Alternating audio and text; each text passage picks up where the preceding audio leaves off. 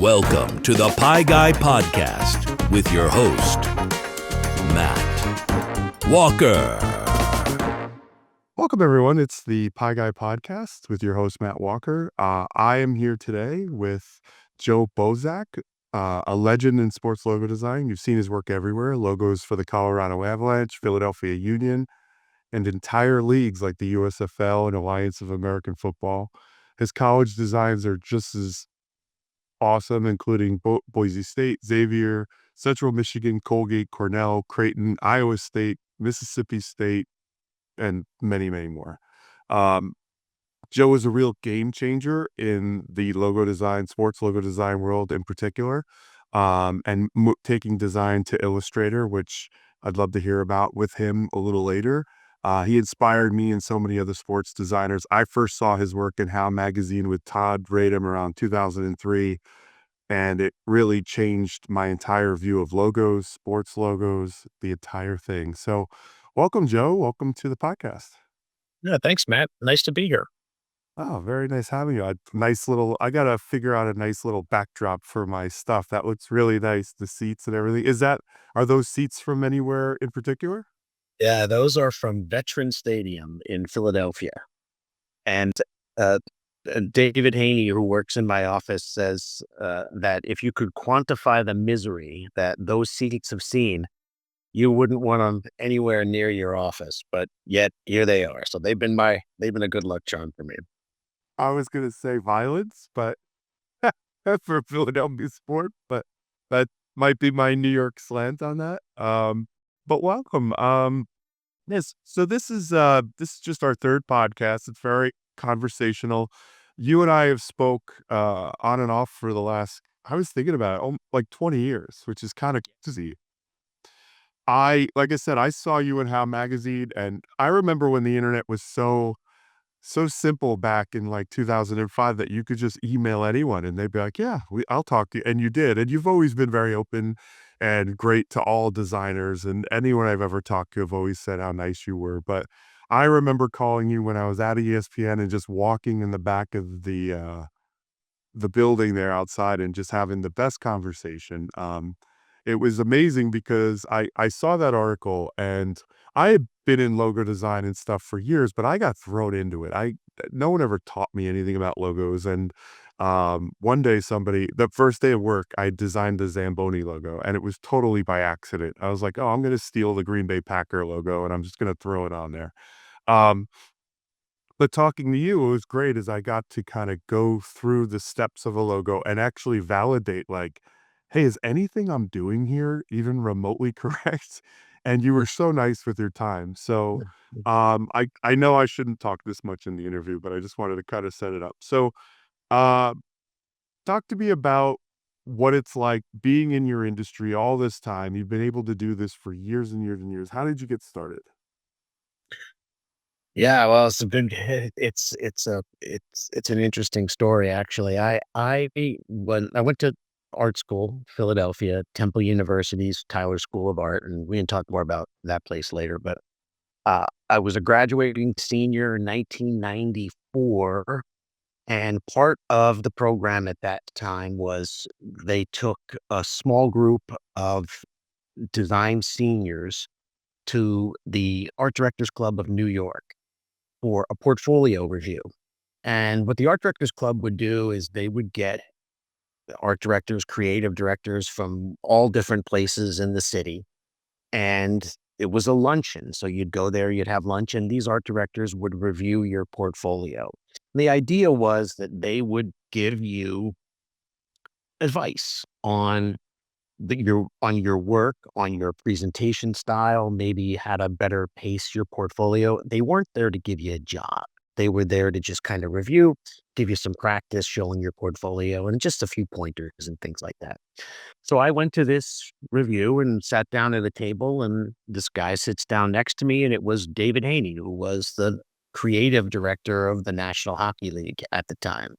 And he and I had a great conversation. I showed him my portfolio, and I wanted to stay in touch with him. So he went on to review other portfolios after looking at mine, and I went on to sit with other art directors and show them my portfolio. And out of the corner of my eye, I saw him leaving the building. And I snapped my portfolio shut, ran out onto Park Avenue after him. I caught up to him at the corner and asked him for a business card. So he gave me his business card, and I called him. There was no email then. I called him and set up an interview and went to New York and interviewed for a position that he had available. That was probably in June or so. And then I had a couple of other, follow-up interviews with him, and in August, he hired me. So I started working as a graphic designer in the creative services department of the NHL. It was a different time back then. Leagues and certainly teams didn't necessarily have an in-house creative component, and the NHL was starting to build their own in-house creative component. So I was the first person there. I was the first designer there. And David and I were a two-man creative services department. And that's how I got started. And that's how I um, entered the world of sports creative. I didn't know that leagues hired designers. I didn't know that you could get a job working in sports as a designer. That kind of blew me away. And because I was a huge sports fan, I loved the whole thing. And yeah, so that was 1994. I worked there for a couple of years and then, moved on. But I've always stayed in sports my entire career. So you got in there for creative. When did you start to realize logos were something that you were particularly interested in? Did it just kind of happen on its own, or is it something that you were thinking of long ago? Or Well, I always thought of myself as a logo designer. We didn't call it branding back then. I mean, because it was literally just logo design. We weren't thinking about extending the brand beyond those elements. But I always thought of myself as a logo designer. I took a corporate design class when I was at Tyler, and it was something that I was really I enjoyed it. I felt like I was good at it, and it was something that I wanted to do more of. At a place like the NHL, there was plenty of opportunity to jump into logo design because not only did we support the teams in some of their efforts, creative efforts, and certainly around logos, but we also supported league-owned events like the All-Star Game, and there wasn't the draft wasn't as big of a thing as it is now. But things like that. We had, in-house brands that we controlled. There was a off-ice hockey tour called Breakout at the time, and there was all sorts of branding opportunities around that. So yeah, there was lots of opportunity at the NHL to do logo design. well, I remember in the 90s particular, you would see the NHL out and about a lot. They were like the first community outreach league. Like I remember being in like Long Beach and places like that, and you would see the Islanders out there doing roller hockey. I think the roller hockey was a big component of that. Was that stuff that you supported at the time, or were you gone by then? Or? Yeah, no, that was stuff that we supported. Like I said, that we had this roving tour that went to different NHL cities throughout the summer. It was called NHL Breakout, and it was pretty cool. It was a roller hockey tournaments organized in these cities, and they would bring in these 18 wheelers that were full of um, inflatable rinks. It's pretty wild. I mean, they would go to like a parking lot. Like for example, in Philadelphia, the Flyers would host this thing and they would bring it to the parking lot and they would inflate these rinks. And they were like, bounce houses. You see those bounce houses with the blowers that inflate these things. And they would inflate, I don't remember how many there were. Maybe there was four, or maybe it was a half a dozen rinks. And they would have this event. And it was a tournament. You could get four of your buddies and put together a team and go play in this off they called it off ice tournament, not necessarily roller hockey, but um yeah, because it was I guess there was also you could also like it was floor hockey component too. If you didn't want to skate, there was a piece of that. But yeah, so that was one event that we supported at the NHL. So I did the logo for that way back or very early on when I started at the NHL. And then there was like all sorts of collateral material that had to get created in and around that. And I did a lot of that, even environmental design. What did these rinks look like? What did the 18 wheelers look like when they were going down the road with this breakout door? It's funny you're saying that because the more I'm thinking about the Islanders one they had, it was out there right on the ocean, like right on the beach. It was so cool, but it did have a really big impact with me at the time. Like you're saying, the environmental design, it was so cool because before that, you never like maybe it was a New York thing, but you never saw pro teams going into the world and bringing their brand. It was always like something up here. But also at that time, I remember it's funny you're saying this. I remember they had like roller hockey leagues. And I think I used to watch them on like ESPN2 and stuff. It was actually pretty fun. You forget how big, because I remember because I went to college in Manhattan and they just threw a pair of rollerblades on me. To this day, I don't know how to stop, but I would go through the city and just fly through everything was rollerblading. Remember that? Or did you get put on? I don't. I had a pair. The NHL was a really cool place to work because they would, if there was something that was going on in the league, they always supported employees in and around it. So when this whole breakout thing started, they had a program where you could buy rollerblades from. They were, I don't even remember. I think they were Bauer maybe rollerblades. I can't remember. So yeah, I participated in that and got a pair, but I don't actually think I ever used them or even tried it.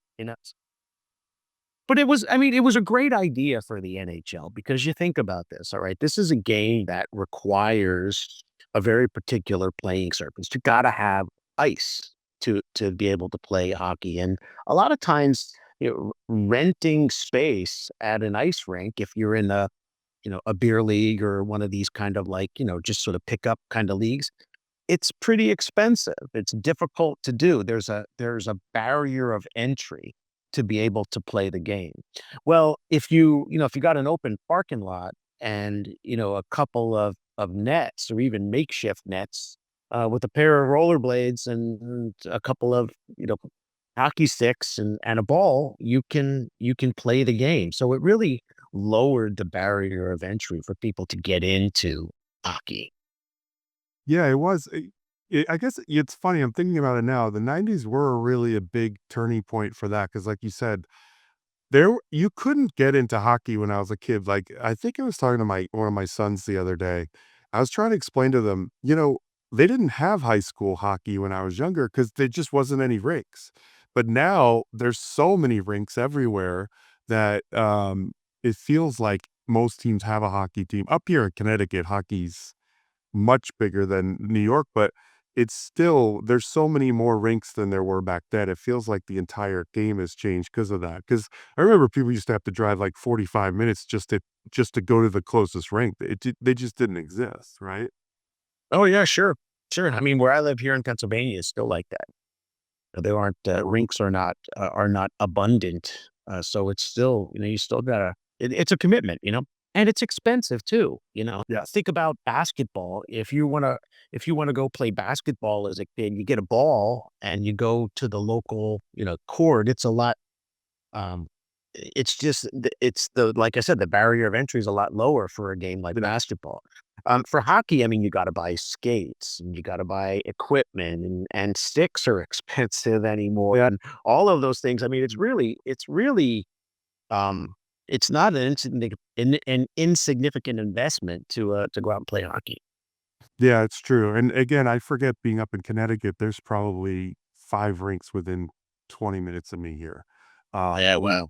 you just you forget that part of it, but it also shows that design element and the things you did, that was an important part for the league because branding and bringing that out to the world probably had a huge influence on people playing that sport. So it shows you how much the environmental graphics and I remember that whole campaign, like, it was a huge deal that now it was accessible to people regardless of where you lived. I thought that was huge. And so yeah, for sure, especially in like some of those warmer weather markets, in Dallas or in Arizona, places like that.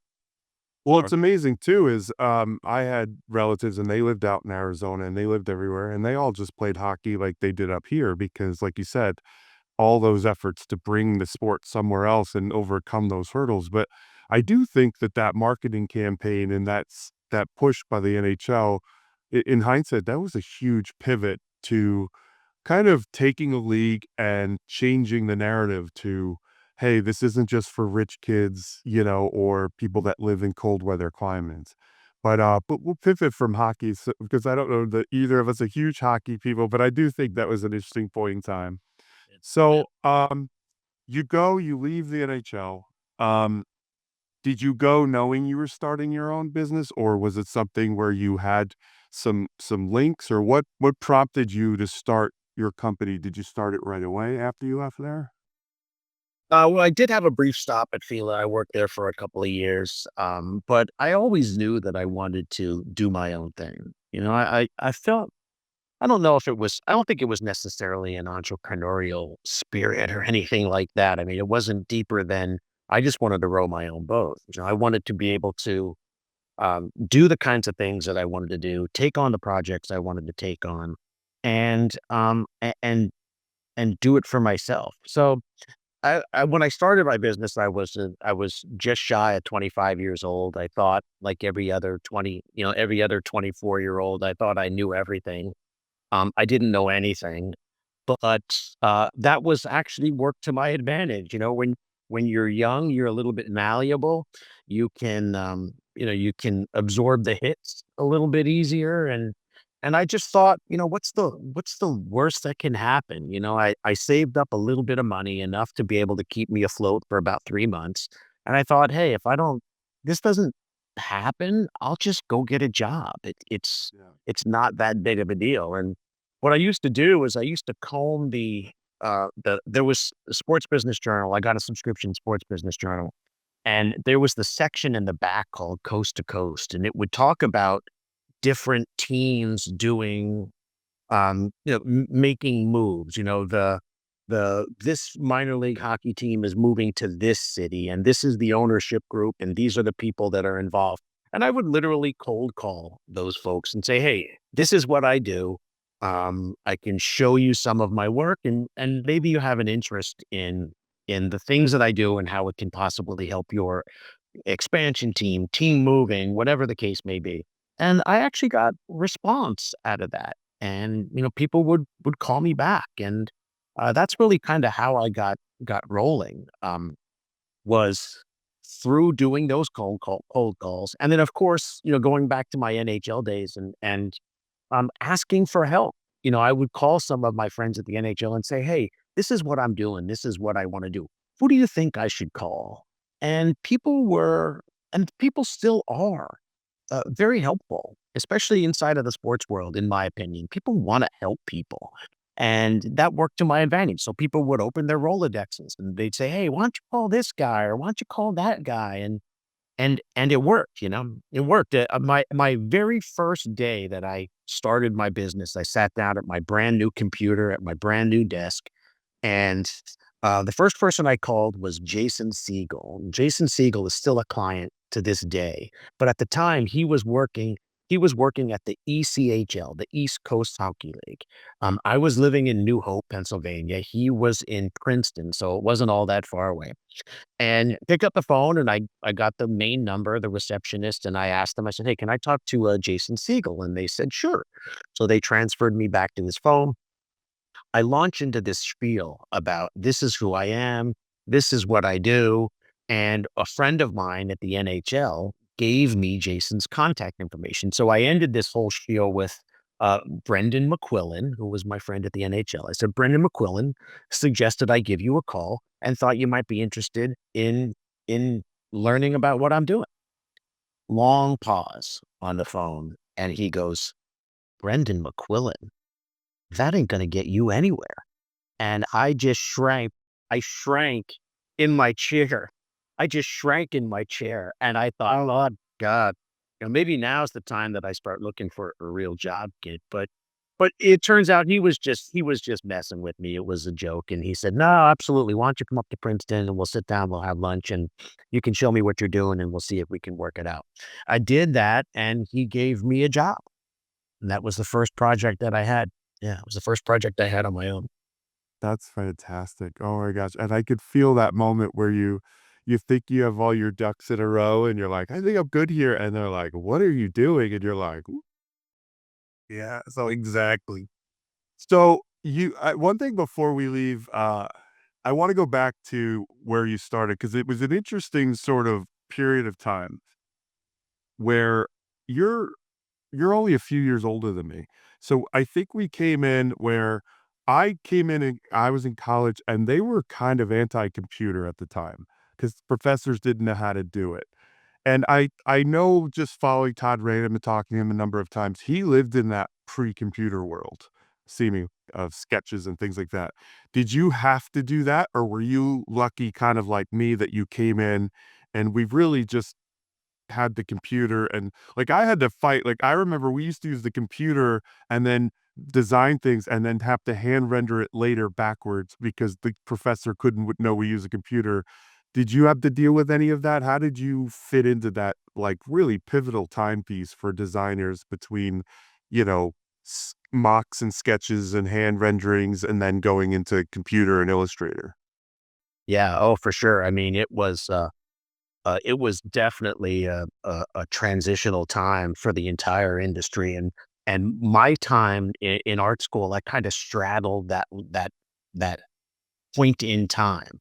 I started out learning graphic design, very traditional methods, and ended as a senior using the computer pretty heavily, but still using the computer in ways that it wasn't totally digital. It was like half analog, half digital, and even if I showed you my portfolio today, my graduating portfolio, you'd see lots of hand techniques in there, cut paper and, laser prints on top of Pantone paper that's assembled inside of that portfolio. I mean, I show it to my students today, and they're, like, blown away that, like, that's how it was done. But what's interesting about that whole deal is I think it made me a better designer because you had to perfect the craft to be able to produce the work. So, Bill Frederick at Fanbrand says, it was kind of like arts and crafts, and he's right. But it involved a certain level of hand skills that were required to get the job done. And I think a lot of designers that came up, if you will, in the digital age, they missed out on that. There's very little barrier of entry to a career in graphic design anymore. You can get the software, learn the software, and jump right into it. But you lost all of that craft, and it's something that I still use in my work today is to try to craft these things, not with an X-Acto knife and Pantone paper anymore, of course, but craft them in the digital space so they still have that level of quality to them. Well, yeah, and it's funny because, Illustrator for the most part, I mean, obviously there's a lot of things that have come. Like I think I started in maybe 94, 95. Illustrator at its core still has a lot of the same concepts, but Photoshop at that point, I remember not even you having layers. And when you type Yeah. something out, Mm. it just became a selection. So to Right. your point, I remember having to work around a lot of these hurdles because they just didn't exist.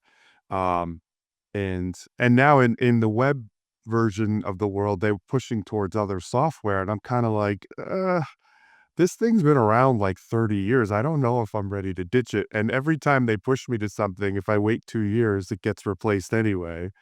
It's kind of an interesting world, but it is funny because I was lucky in that sense. I didn't have finished stuff I probably was like 2 years behind you. So we didn't have to do like a lot of hand stuff. We did it just because they made us. But by the time we got to that final year, that final work was actually digital, which was a lot better.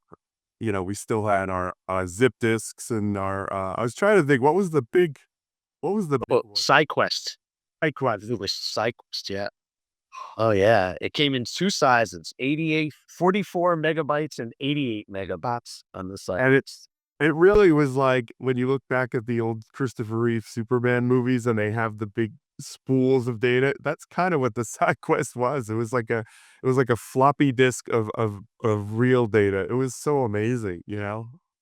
And I've One of the I other things too, yeah, uh, I was gonna say one of the other things too that was difficult, when you're, graduating seniors, sort of right in the on of the computer age in design. Another hurdle we had to deal with was, being able to print the work. yes. So just taking your work to an output agency to have high quality prints made of it was ridiculously expensive. So even though we could create things in the computer and develop these pieces, uh, the output was really, really challenging. So what I did with a lot of my work was develop it in the computer and then figure out how to make it from an analog perspective. And that's where a lot of the cut paper came into play. That's where laser printing on top of Pantone paper came into play, things like that. And what I really do think, like I said earlier, I think it made me a better designer because you had to almost engineer your solutions to work in these in different kind of ways. And yeah, I'm grateful for that. I think it really did allow me to, know, perfect a craft in and around specifically logos. It's funny as you're saying that, I'm remembering, out there on 7th Avenue, we had to go to Kinko's in college and we would drop it off. You would drop it off at like 2 a.m. because it was 24 hours.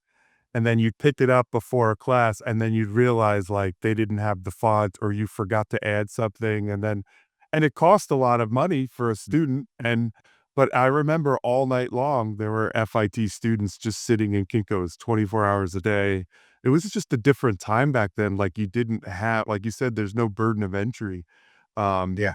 I remember after college, like I couldn't afford a computer. I was like a nomad, just going to people's houses to use their computer for a few hours or print something out because it was really difficult. But Kinko's really saved me, but it cost a lot of money to be sitting there renting the computer. And then, like I said, you might not have saved all the files to your zip disk and whatever. Yeah. It was so Yeah. different. Yeah. So very different, so very different. But yeah, we figured it out. Yeah. Yeah. So, all right. So we go past that. You go in, you start your own agency finally. And you mentioned a name earlier. I believe you work with him to this day. He's the guy who hired you at the NHL, you said, right? Yeah, David. Yeah, David Heaney. Yeah. So how did that happen? Did you and him did you bring him on immediately, or was this something that organically happened, or did you start it together? Or that's the very thing that the guy that hired you is with you to this day. That's an amazing story. It's pretty wild, right? Yeah, it's pretty wild. No, no, David wasn't here from the beginning. I ran the business for 15 years or so, before David came into the scene. But um, you know, it it was David and I have always worked together in one form or another since the very, very beginning for me. So at the NHL, he hired me. When I left the NHL, he left shortly after that, and he was in a couple of different positions, but ultimately ended up as at the Arena Football League. And the Arena Football League in those days was something entirely different than the Arena Football League is today. It was half owned by ESPN, rumored to be the other half was they were getting interest from the NFL. So I mean, it was a product that was on national TV. It was exciting to watch. It was a fantastic game. And I did a lot of work for David at the Arena Football League. And then when that league kind of imploded, I saw an opportunity as, hey, here's this guy with all of this experience that could really transform the way that we do business. And I sat down with David and we worked out an arrangement, and that's exactly what he did. He transformed the way that we do business. So we became from just a small studio that specialized in sports logo design to a full-blown branding agency. And we were able to attract some pretty big projects. David was really able to take this transformed agency and attract some pretty big projects, and it really just it totally changed the trajectory. Now, you said something that jarred my memory. Did you do the New York Dragons logo? Yes.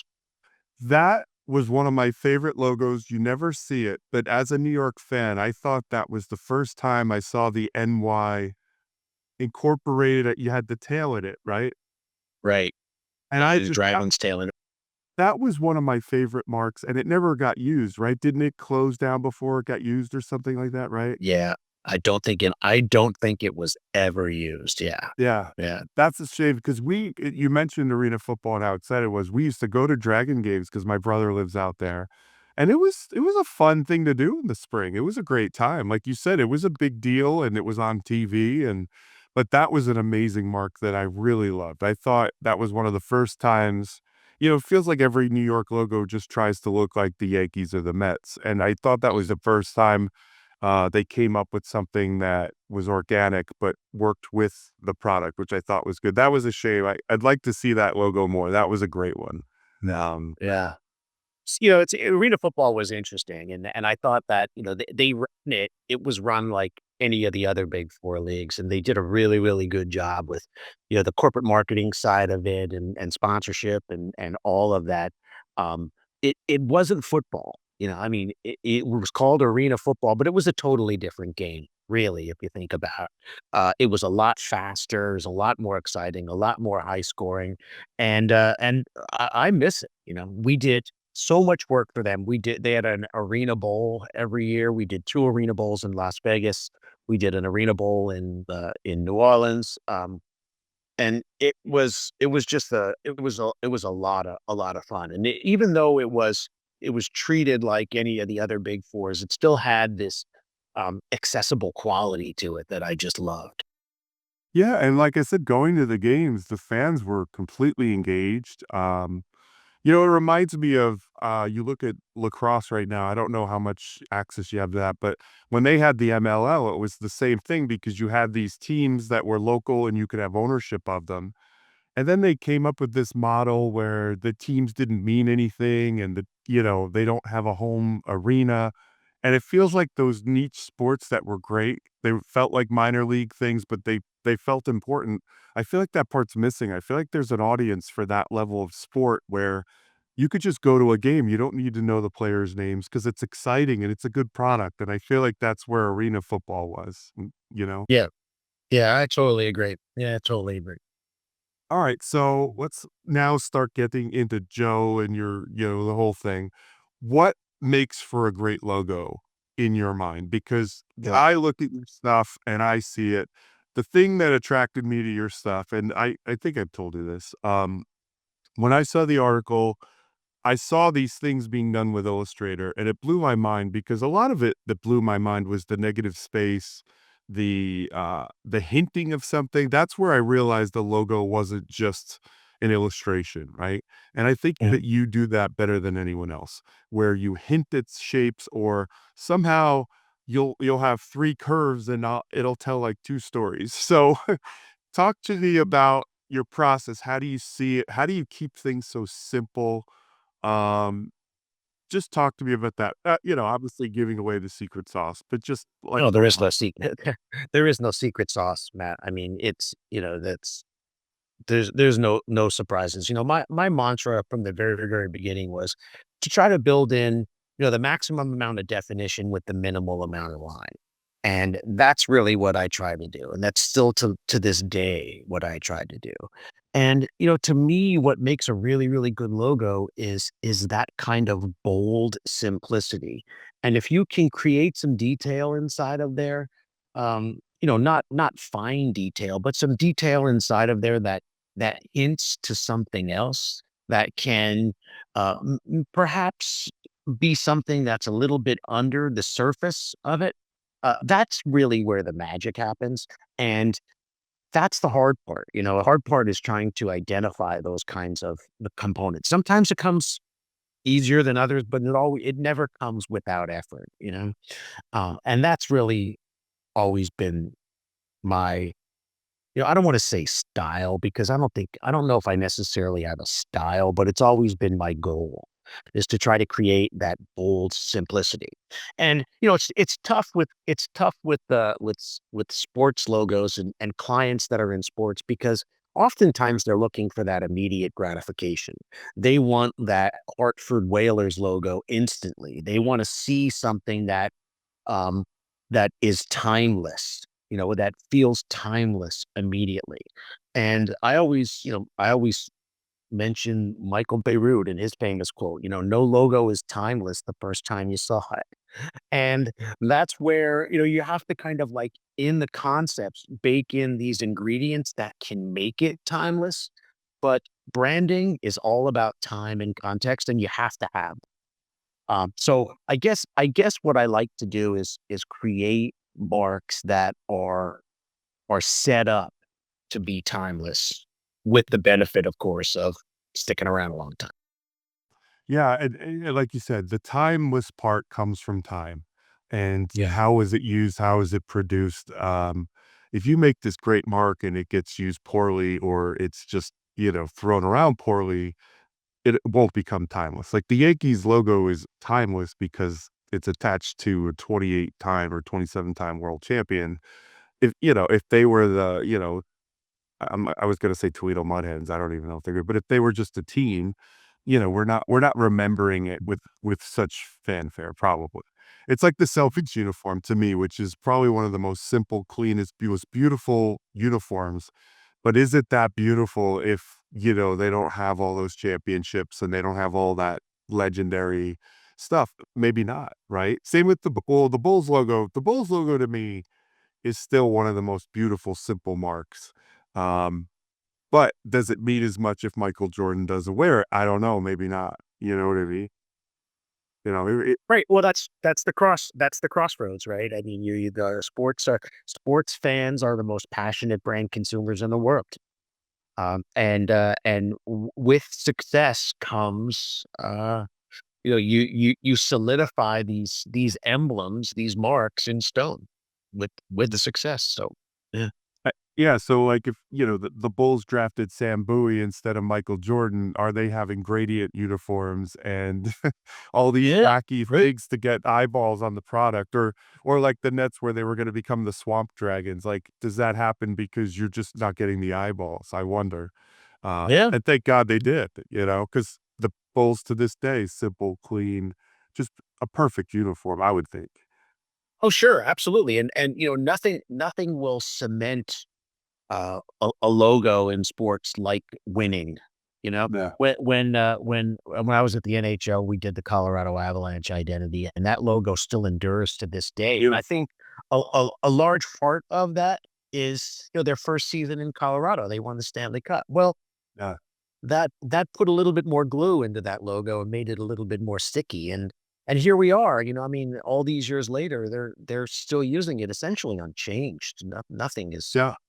One thing they've changed, and it bothers me, is they took the black out, and I thought the black was a nice subtle touch that kind of without it, it feels like things are missing, and then they have the puck in black on the shoulder. It just doesn't feel thought out, but I think and looking back, one of the things about the Avalanche I really like is it had some '90s flair to it. You had a font that was different at the time.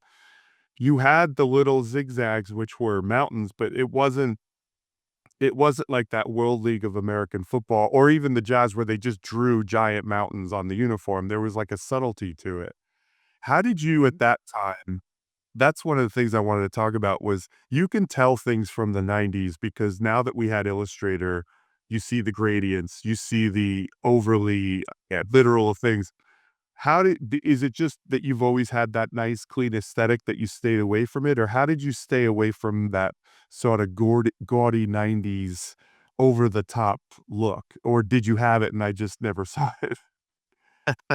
Yeah, no, I mean, I guess it just wasn't my thing. I just wasn't into it. We did a lot of things in the '90s, especially with uniforms, where uh, you could do it, you know? So it was like, wow, look at this, look at these things we can do now. Well, just because you can do it doesn't mean you should do it.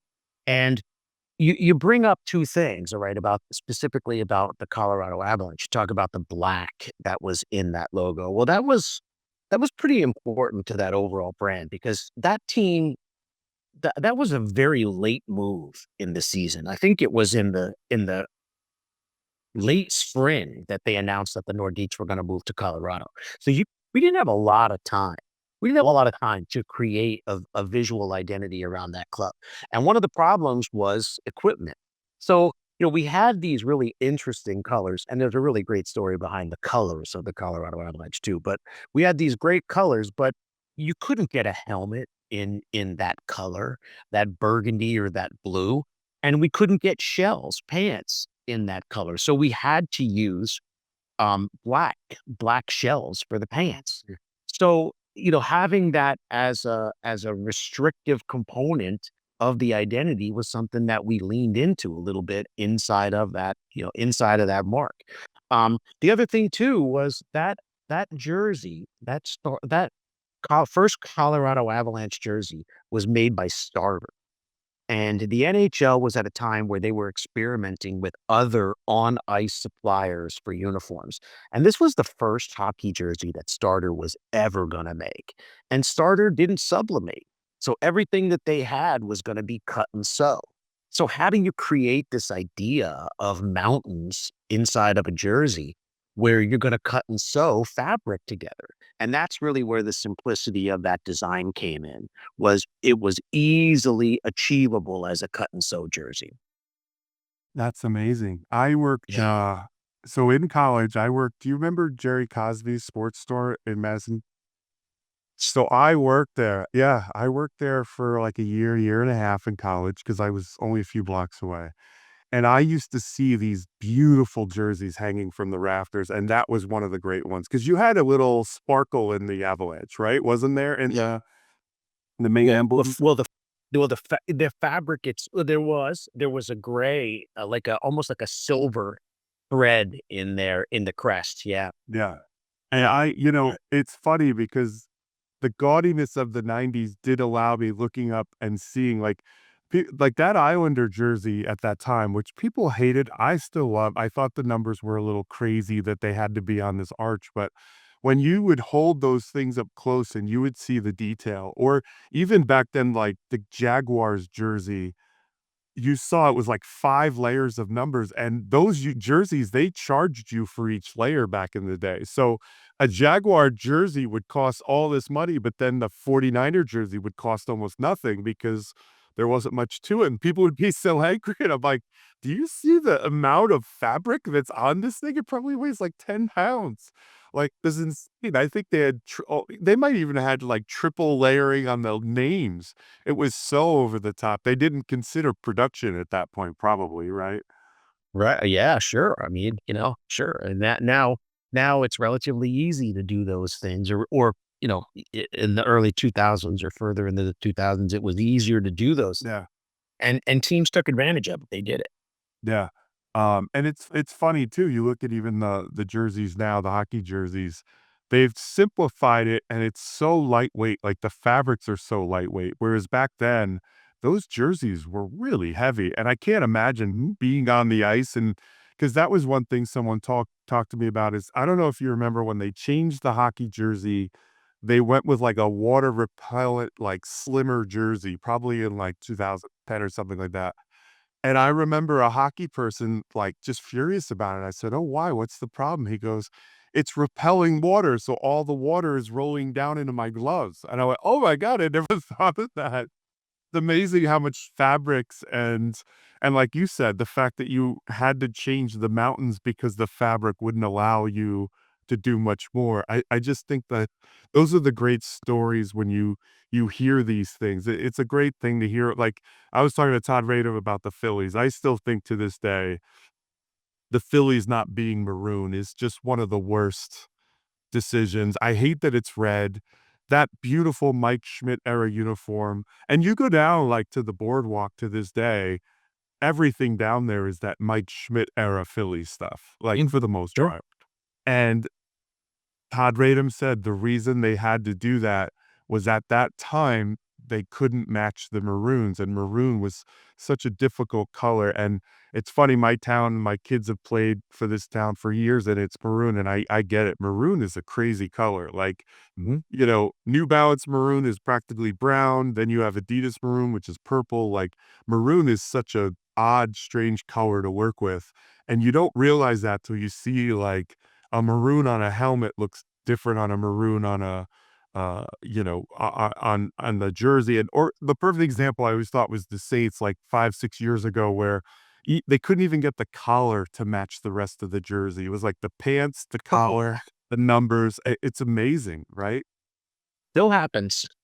Yeah. Still happens to this day. I mean, you have you have college athletics, in collegiate athletics. You'll have different colors for the institutional brand than the athletics brand. Now they're in the same family, of course, but the shades are just totally different. And that's something that we do now as part of our process. Is we always start with a color study to identify what are those colors in the fabrics that are available uh, to match what they say the Pantone color is.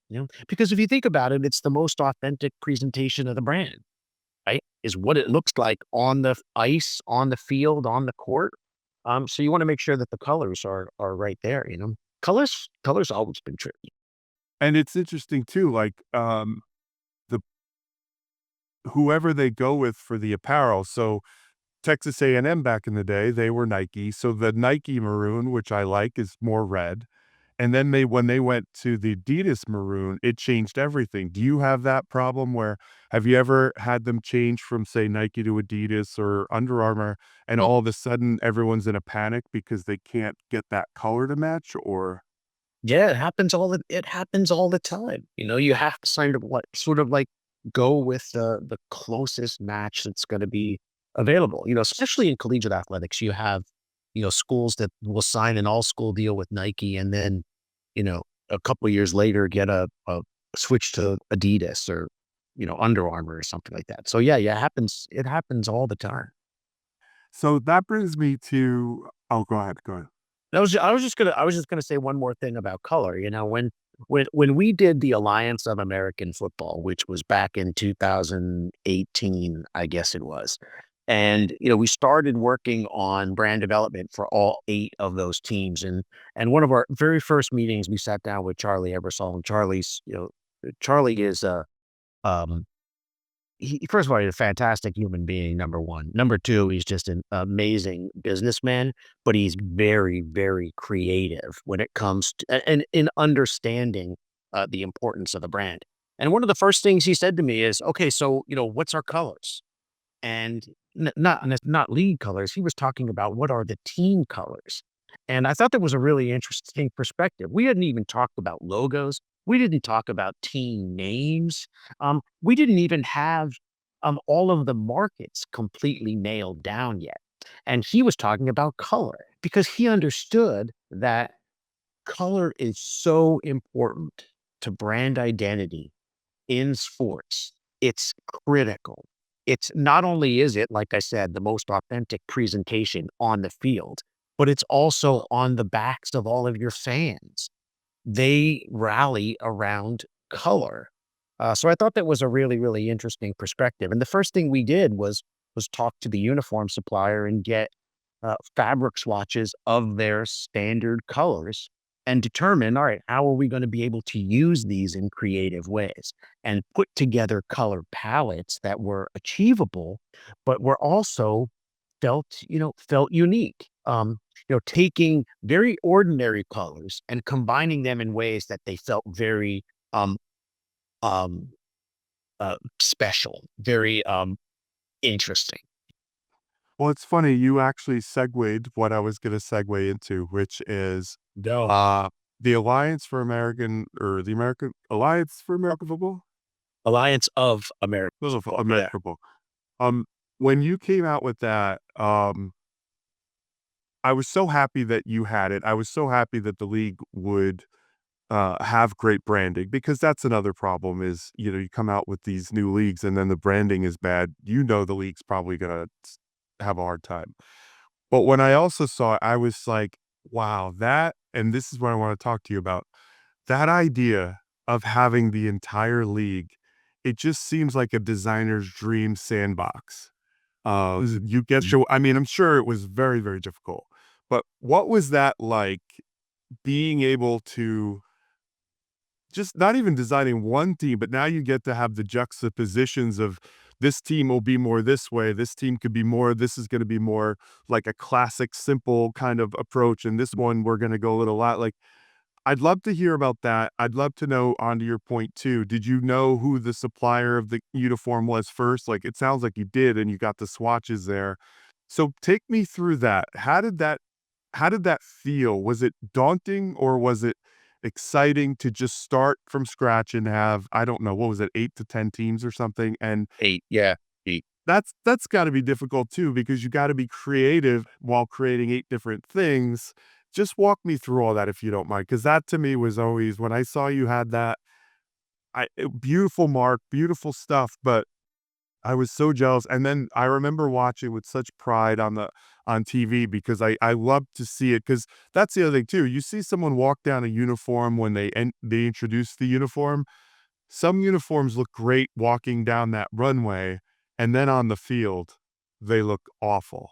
And then there are other uniforms. We were saying that about like the Lions last year. They went to the old look, and I thought, on the runway, I thought, oh, that's perfect. But then on the field, I was like, I don't know if I'm feeling it. And then there was another team that, when I saw them on the runway, I thought, oh, that's awful. And then I saw them on the field.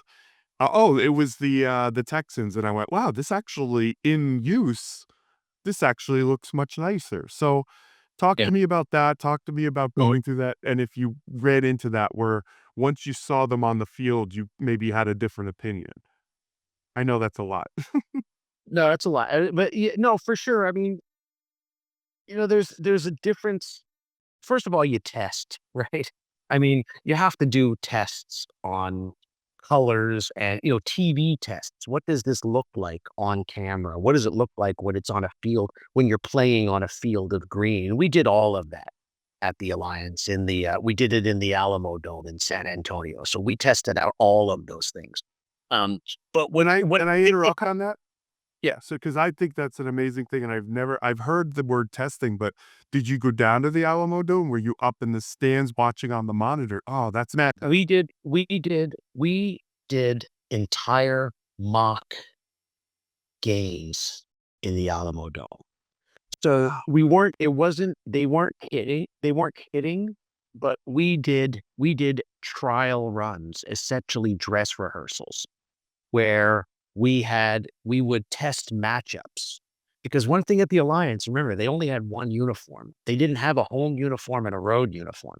And we would test matchups to see what they looked like on screen. We would test all of the graphics on the video boards, and make sure that everything was locked down. We would test play by play, and announcers. They would be in the booth calling play by play, and people would, they wanted to hear, what do these guys sound like on TV? We basically mocked up the whole game, referees, everything. Yeah, yeah. So where did you get the players from? Were they players that were in the league and drafted? Or These were guys that were on the rosters, and they were, this was probably, I guess by the time we got to the testing stage, maybe we were 4 or 5 months out from starting, and maybe it was less than that. I can't remember really exactly the timing of it, but yeah, these were players that were on the roster. Yeah, and they're running plays and breaking the huddle and stuff? yeah, yeah, yeah. That is like, Now, I mean, nobody's like hitting hard, but yeah, they're running plays. Yeah, we're testing everything out. We're testing, were there any that got up there and you're like, no, we got to start over, this is not going to work? Or did they all do good? it all went pretty well. There were some complaints on TV about matchups being a little bit harder to distinguish, particularly for helmets. We heard some complaints from quarterbacks because quarterbacks look for helmets. And so there were some things that were a bit of a challenge there. But these were all issues that we had intended on working out throughout the season. Um, but we never got that opportunity, unfortunately. The league folded after, I don't remember, so many weeks, but yeah. But it was really, really It interesting. was because of COVID, right, that it folded? No, no, no, no, no, no. They folded because they ran out of money. Oh, okay. They ran out of money. They had, I don't know, I guess you could call it fraudulent investors that didn't do what they said they were going to do, and then, which is really, really a shame because that league had so much potential, and the league actually had interest from the NFL to really further develop it. Had they gotten through that first season, they would still be playing today. I I'm confident of that. I always wonder, like, to me, one of the things that's missing in the current USFL and I Yeah, we do all the OSR. oh, I We will did all of the USFL too. Yeah. did you do the mixture of XFL US? Did you have anything to do with that, or no, you were done? Um, so I think the thing that's missing that would make that league great is back in the day when they did the NFL Europe and you had players at the end of the roster going down and seeing them develop. Like I remember like linemen playing for like the Admiral, was it the Amsterdam, whatever they were. Um, Yeah. but those things, like, I think that connection's what's missing, but I think these leagues are good. Like, I watched the games, they're good, but I think you just missed that attachment of, like, rooting interest, but I thought that was a great way to get these guys, on-field experience, and then you could root for them. You know, like, I watched the Hartford Wolfpack here because they're part of the Rangers, so it's great. I actually see guys going up and down, but then we had the Yard Goats, which is, it's a great presentation, beautiful stuff, but it's like, I don't really care. These guys are going to Colorado. Like, I'm never gonna see these guys ever again. So it's that attachment I think that would be missing, but I thought you did an amazing job. What were the differences between you just started this new league and then you jump and now you start this other new league? Was it a lot of the same stuff or what was different? The other one was kind of a brand that existed. That was the big difference, right? Yeah, that's the main difference. But there are things you learn when you develop an entire league full of identities, and it's not just about design. It's also about the logistics of it. How do I get this idea to actually look to an actual uniform is going to be worn on the field? You learn a lot of things like that. Going back to what we talked about earlier, where, when I was coming up, straddling this idea of the analog world and the digital world. How do I take this digital thing and turn it into an analog product? I mean, there was a lot of engineering in both of those league developments. How do we get these things to work in a uniform that can be achievable in a really short amount of time? Because both of these leagues happen really, really quickly. But when you talked about like what is that whole experience like, and for both of those projects, it started with an overarching strategy, an overarching creative strategy. How are we going to make these 8 different puzzle pieces fit together, feel like they belong together? At the Alliance, the idea was to create an alliance of logos, to have these things look like different divisions inside of the same army. So there was stylistically a lot of things that felt similar between all 8 of those identities. At the USFL, the strategy was, what if the USFL never went away? And what if it evolved into a modern league like the NFL is today? What would these teams look like? And much like the NFL, there would be teams that wouldn't change much at all, like the Yeah. Houston Gamblers, which was a great logo back in 1984 and was a great logo when we brought it back in, 2020. Um, so what would they look like? And then other teams would evolve further. Their identities would evolve. So the Memphis Showboats became something totally different. It wasn't that same paddle wheel boat. So that was really the strategy. So you start there. You start with a strategy, and then you have to kind of like work with the cards that you're giving, work with the tools that you're given. You don't have an infinite number of colors to be able to pull from because these things have to be manufactured domestically.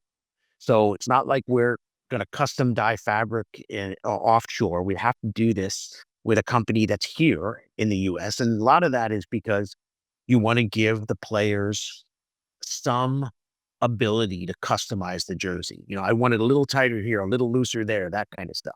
And you can only do that when you're building these jerseys domestically. So those are kind of like some hurdles. You have to figure out, all right, we want to create this great design, but we also want to create this great design that's going to be actually achievable in, a 10-week production run to create jerseys, right? So both of those leads happened really, really quickly, and they required that kind of reverse engineering uh, to make it work. Would you say that those two were probably the epitome of like, rather than just going and working on a logo and presenting logos, like you got to go in and you're like you said, you're working with fabrics and now you're working about TV and like, is that the most ingrained you've been in a project? And, is that as good as it's ever gotten as far as like the excitement of having all these different brand pieces that you maybe like, and maybe you do this more, but like I would assume if you're say you're doing it for a school, you go in, you show some things, and then you kind of go away. This one, you're really in it. You're in the dirt. You're in the. Was that as much as you've ever been? Yeah.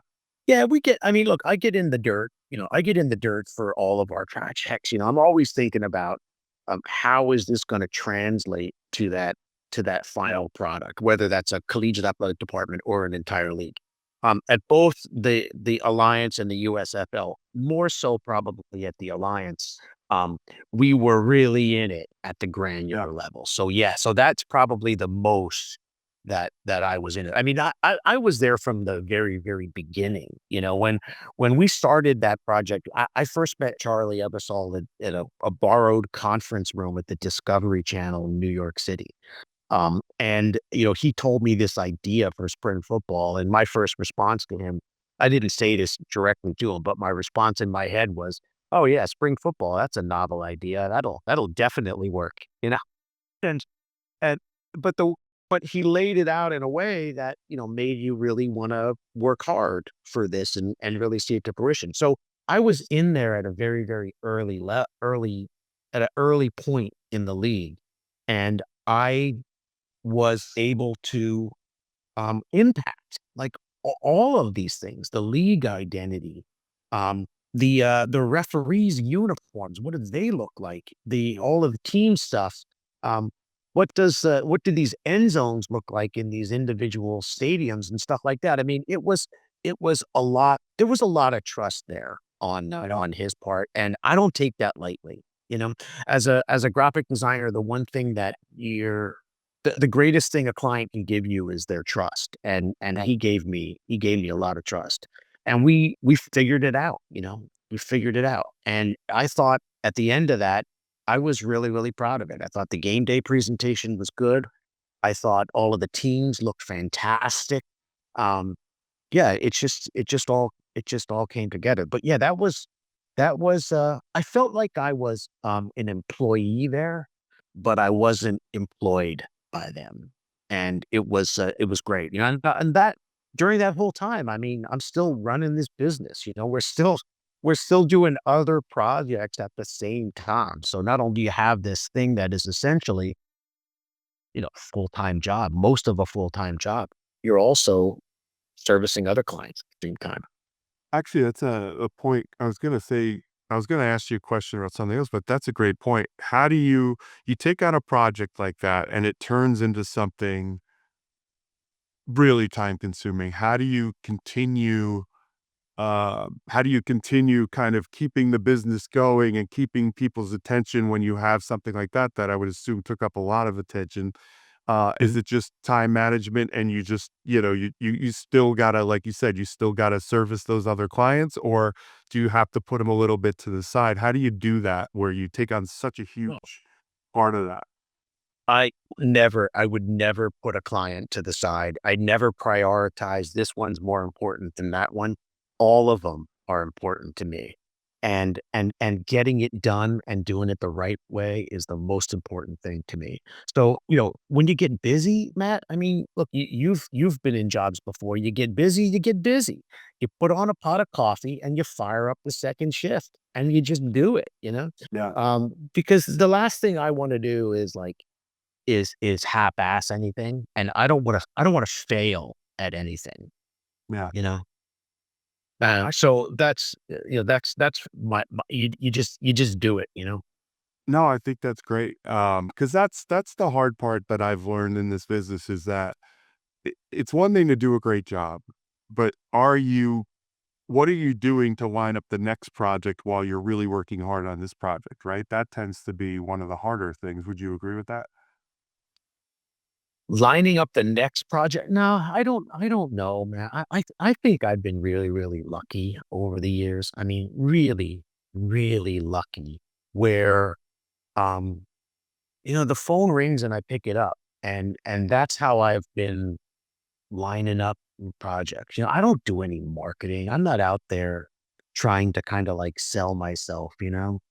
And um I don't know, things just seem to have worked out in terms of you end a project and there's something else there that you're just getting started on or just getting an inquiry for and you kind of roll from one to the other. Of course, there are some times where things are at a fever pitch, and you're just going. And like I said, you're firing up the second shift and getting things done. And then there are times when it's a little bit slower and you get to kind of like step back and take a breath. And I've learned over the years to embrace the silence Yeah. sometimes because it's not going to last forever. And you're going to be right back up there on the crest of that wave and doing a bunch of different things at the same time. Well, I think that's a great place to end this because I had a great conversation. I didn't know going in, I'm trying not to structure these, but I love where this went. I think there's a lot to learn here. I think if people have listened to you and other things, I think there was a lot of things here that I don't get to hear very often about creating these brands and things like that. I'd like to thank you for coming on. I thought this was really great, Joe. Thank you for your time. This means a lot. And I'm interested to see what you got coming up next. Yeah. Well, I appreciate you doing it, Matt. You know me, I'm a big Matt Walker fan. So I'm always happy to have a conversation. It's always fun. Well, thanks a lot, Joe.